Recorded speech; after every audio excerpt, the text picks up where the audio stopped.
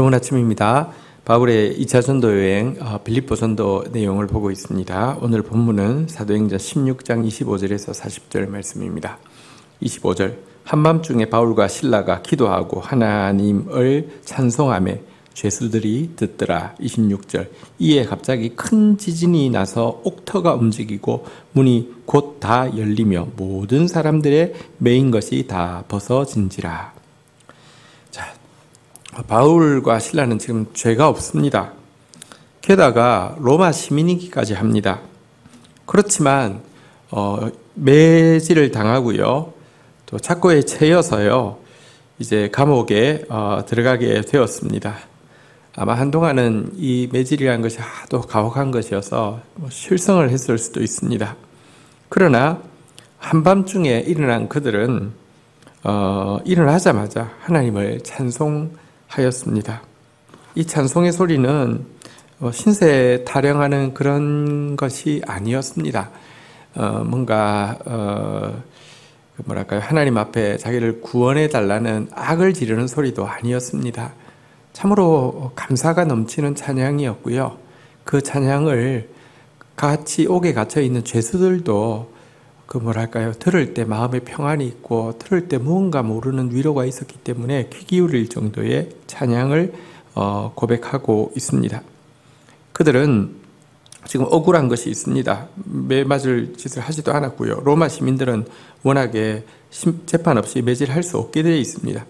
그렇지만 그 억울한 것보다 자신들이 하나님의 부르심에 순종해서 마게도냐 온 사실이, 그리고 자신들이 그 예수 그리스도를 위해서 고난받을 수 있다는 사실이 더 큰 기쁨이어서 깨자마자 그들은 아름다운 찬양을 올려드릴 수 있게 되었습니다.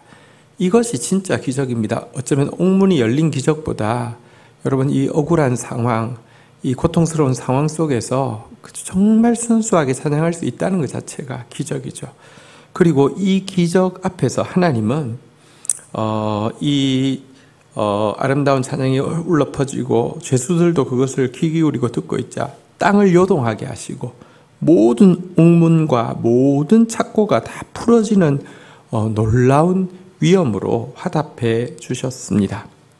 자, 그렇게 되자 어떤 일이 일어났습니까? 27절 간수가 자다가 깨어 옥문들이 열린 것을 보고 죄수들이 도망한 줄로 생각하고 칼을 빼어 자결하려 하거늘.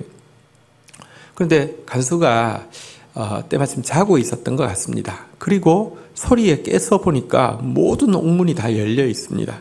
큰일 났습니다. 죄수들이 다 도망간 것이 분명합니다. 그래서 과거 이 간수들은 죄수를 놓치게 되면 자기가 연대 책임을 지고 처형을 당하기 때문에 자결을 하려고 하게 되었습니다. 그러나 사실 바울과 실라는 죄가 없기 때문에 달아날 이유가 없었고요. 또 나머지 옥문이 열린 그 감옥에 있던 죄수들도요, 이 옥문이 열린 것이 자기들 힘에 의해서 열린 것이 아니라 하나님의 위엄에 의해서 열린 것이고, 그 위엄에 압도당한 상태에 있었기 때문에 한 발자국도 움직일 수 없어서 아무도 지금 탈출을 시도한 사람이 없었습니다. 자, 그러자 28절 바울이 크게 소리질러 이르되 내 몸을 상하지 말라, 우리가 다 여기 있노라 하니, 29절 간수가 등불을 달라고 하며 뛰어들어가 무서워 떨며 바울과 실라 앞에 엎드리고. 이때 바울은 간수가 자결하려고 하는 이 모습을 보고는요, 크게 소리를 질렀습니다. 네 몸을 상하게 하지 말라, 우리가 다 여기 있노라. 지금 그의 관심은 지금 죽게 된 그 간수를 살리는 데 있었습니다. 사실은 간수는 죄수들에게 있어서 가장 미운 대상 아니겠습니까? 그런데요, 바울은 지금 자기 억울한 것, 자기 매맞은 것에 관심 있는 것이 아니라 지금 간수가 자칫 자결하려고 하는 것을 건지는데 관심이 있었던 것이죠. 그러자 간수는요, 여기 보니까 무서워 떨며 바울과 실라 앞에 엎드렸다고 했습니다.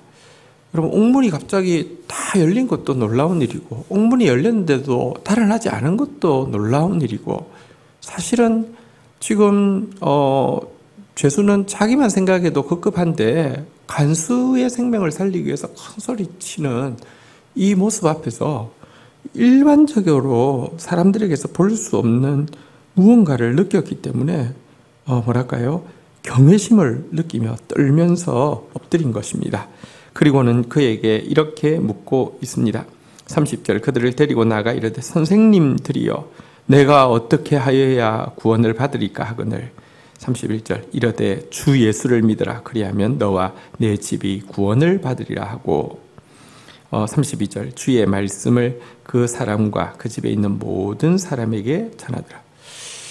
그러자 간수는 이 두 분을 자기들은 탈출하지 않았지만 두 분을 모시고 집으로 와서는 선생님들이여 내가 어떻게 하여야 구원을 받으리까 하는 참 너무 중요한 질문을 하게 되었고 그러자 그곳에 모인 모든 사람들에게 바울은요 주 예수를 믿으라 그리하면 너와 내 집이 구원을 받으리라고 하면 주의 말씀을 정확하게 선포하게 되었습니다.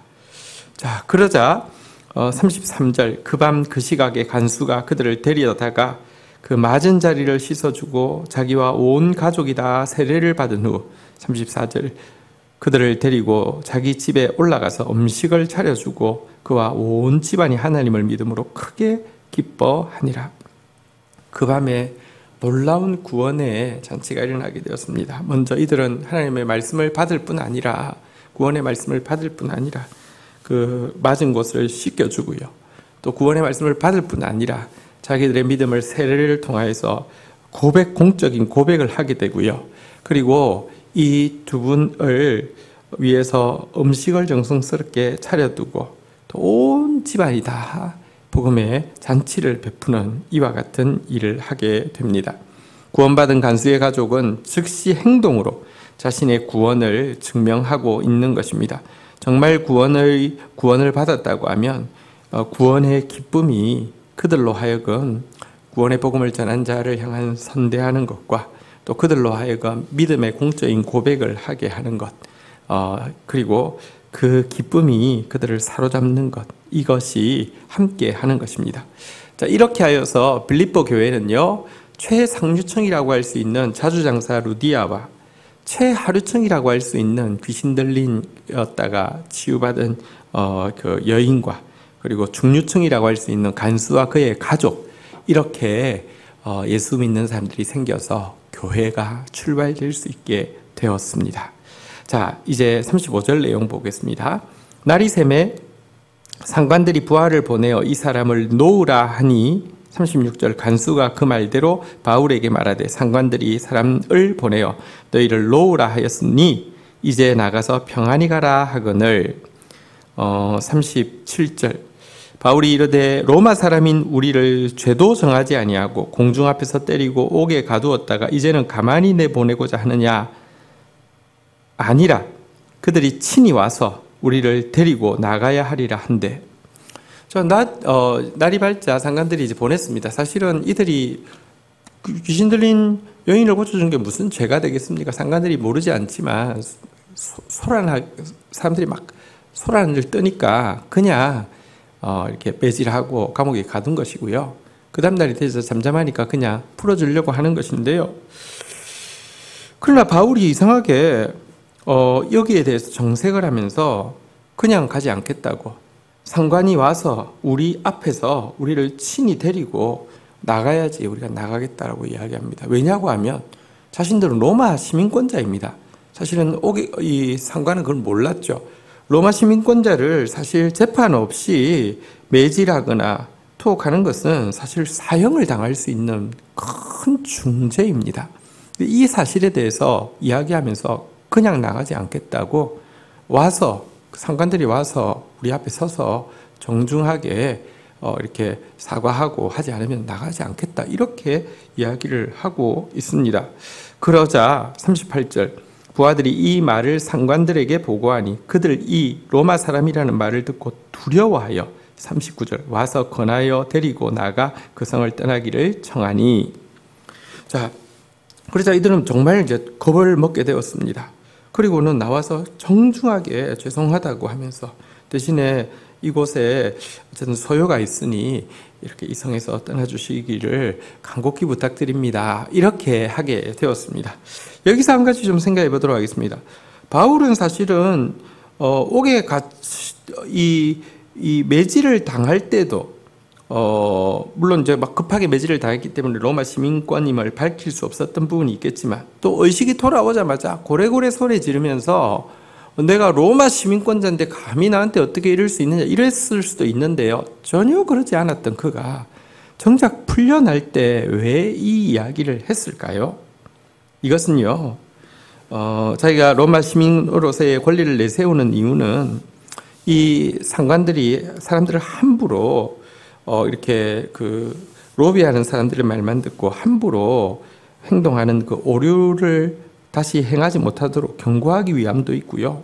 또 그냥 자신들이 그냥 그렇게 당한 상태에서 그냥 떠나면 마치 기독교를 전하는 자나 기독교 복음 자체가 무언가 문제가 있다는, 잘못이라는 인상을 남겨둘 수 있게 되고요. 그 결과 지금 세워진 빌립보 교회 성도들에게 위협이 될 수 있기 때문에 그렇습니다. 다시 말하면 바울이 지금 권리를 주장하고 항의하는 것은 상대방의 오류를 고쳐주고 또 교회 성도들의 유익을 도모하기 위함이지, 자기 분풀이를 하거나 자기 당연히 누릴 수 있는 권리를 되찾고자 함이 전혀 아니었다는 것입니다. 자, 이렇게 하고 나서는요, 40절 두 사람이 옥에서 나와 루디아의 집에 들어가서 형제들을 만나보고 위로하고 가니라. 그렇게 해서 옥에서 당당하게 나온 바울과 실라는 전령사 루디아의 집에서 시작된 빌립보 교회를 방문합니다. 그리고 정작 매를 맞은 자는 자기고 옥에 갇혔던 자는 자기이지만 바로 그 빌립보 교회에 있는 성도들을 위로하고 그곳을 떠나고 있습니다. 복음을 가진 사람이 얼마나 감사가 넘치고 얼마나 다른 영혼들을 돌아보며 또 얼마나 자기 중심이 아니라 이제 그 성도와 교회의 유익을 위해서 사는지를 오늘의 이야기는 잘 보여주고 있습니다. 주신 말씀 붙잡고 제가 기도하며 나가도록 하겠습니다.